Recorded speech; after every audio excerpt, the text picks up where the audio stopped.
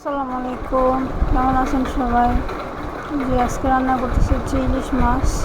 দেখে মনে হইতেছে যে এটা পদ্মার ইলিশ, আর মাছটার ভিতরে ডিম হয়েছে, দেখেন যেমন চকচক করে। তার মাছটা এখন কাইটা নিলাম। কাইটা নেওয়ার পরে যেখানে আমি ডাটা সিদ্ধ দিছি, ডাটা দিয়ে আলু দিয়ে রান্না করবো, আর ওদিকে আমি হচ্ছে ঢেঁড়স ভাজিটা বসাই দিলাম। তো গ্যাস কিন্তু অনেক কম, তো আমি এই গ্যাসের ভিতরে রান্না করতে হয়, অনেক কষ্ট হয় দুপুরবেলা রান্না করতে। যে আমি ডাটাটা সিদ্ধ হয়ে গেছে, এখন আমি তরকারিটা বসাই নিলাম। এই যে পেস্ট আমি ভাজা ভাজা করে মশলাগুলো আমি দিয়ে দিব। হলুদ, যেহেতু ডাটা একটু কম হলুদ দিলে ভালো। তো লবণ, তারপরে হচ্ছে মরিচের গুঁড়া, তারপরে হচ্ছে ধনিয়ার গুঁড়া, তারপরে হচ্ছে একটু আদা বাটা দিব।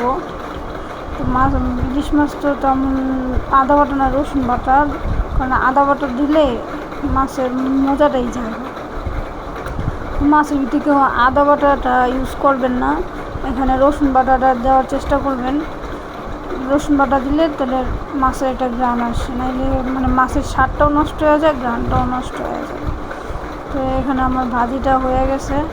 তো আমি এখন আমি মাছটা আমার সাইডটা ভাজে নিব। তো আমি দিয়ে মশলাটা আমার কষাইতে দিয়ে দিছি। এদিকে মশলা কষাইতে কষাইতে ওদিকে যেহেতু ভাজিটা আমার প্রায় রান্না শেষ হয়ে গেছে, তো আমি এখন ভাজিটা নামাই ফেলবো। এই যে আমার ভাজিটা দেখেন সুন্দর একটা কালার আসছে, সবুজ সবুজ কালার। এই যে দেখেন, বুঝছেন? ভাজিটা নামাই আমি ওদিকে মাছটি ভেজে নিব। আর এই মশলাটা কষাইতে দিয়েছি, দেখেন ডাইকা পর্যন্ত মশলা কষাইতে আছে। কী পরিমাণ গ্যাস যায় এখন। এই যে আমি ডাটাটা সিদ্ধ দিয়ে নিছি। এখানে চাইলে ডাটা সিদ্ধ করেও নিতে পারেন, না নিলে, কিন্তু আমি তাড়াতাড়ির জন্য আমি ডাটাটা সিদ্ধ করে নিলাম। তো এখন আমি এটা কষাইতে দিয়ে দিব। আর এদিকে আমার মাছটা ভাজা হয়ে গেলে অর্ধেক মাছ ভাজা রাখবো, আর অর্ধেক দিয়ে তরকারিতে দিয়ে দেবো। তো আমার ভাজা শেষ।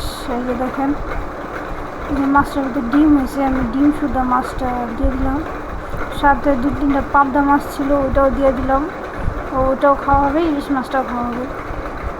আর সাইডে দিয়ে আমি লইটে শুটকি ভর্তা বানাইতেছি আমার জামাইয়ের জন্য। আমার জামাইয়ের জন্য ইলিশ মাছ ভাজা রাখছি, আমার মেয়ের জন্য রাখছি। তো লইটে শুটকি ভর্তাটাও বানাইতেছি, সবার পছন্দের খাবারগুলো রান্না করতেছি। তো 2-3টা কাঁচামরিচ দিয়ে দিলাম এদিকে। তো লইটে শুটকিটা আগে সিদ্ধ করে, আগে বাইজা তারপর একটু গরম পানি দিয়ে, তাহলে গন্ধটা থাকবে না। দিয়ে পেঁয়াজ দিয়ে দিলাম আমি, পেঁয়াজটা ভাজা ভাজা হবে। পেঁয়াজটা ভাজা ভাজা হইলে তারপরে সব মশলা দিয়ে দিব। দেখেন কতক্ষণ হয়েছে আমি তরকারিটা বসেছি, এখনও তরকারিটা হয় কী পরিমাণ গ্যাস গেছে, মানে একদম নিউ উঠাবে আমাদের রান্না করতে হয়। সকালে গ্যাস জায়গা রান্না করতে করতে 2টা-2:30 বেজে যায়। তো আমাদের মানুষ কম দেখা তাড়াতাড়ি একটু তাও রান্না করতে এত সময় লাগে। যাদের বাসায় মানুষ বেশি তাদের মনে অনেক সময় লাগে। তো আমার পেঁয়াজটা ভাজা ভাজা হয়ে গেছে। এখন আমি শুটকির ভিতরে মশলাগুলো দিয়ে দেবো। হলুদ দিব, মরিচ, যদি ঝাল খাইতে চান তাহলে ঝালটা একটু বাড়ায় দিবেন। তো লবণটা দিয়ে দিলাম, আমরা একটু ঝাল ঝাল করবো, যার কারণে একটু মরিচের গুঁড়া। তো আমরা মরিচের গুঁড়াটা বাড়াই দিতেছি, আপনারা চাইলে এখানে বাটা মরিচও ইউজ করতে পারেন। তো আমি এখানে গুঁড়া মরিচটা ইউজ করলাম। তো মরিচ, ধনিয়ার গুঁড়া, রসুন বাটা দিয়ে দিলাম, সাথে 2-3টা টমেটোর টুকরো দিয়ে দিছি। টমেটোর টুকরা দিয়ে দিলে কি হয়, একটা মজা লাগে। যে টমেটোটা দিয়ে দিলাম, আর একটু ধনেপাতা কাটা ছিল, তো আমি একটু তরকারিতে দিয়ে দিচ্ছি।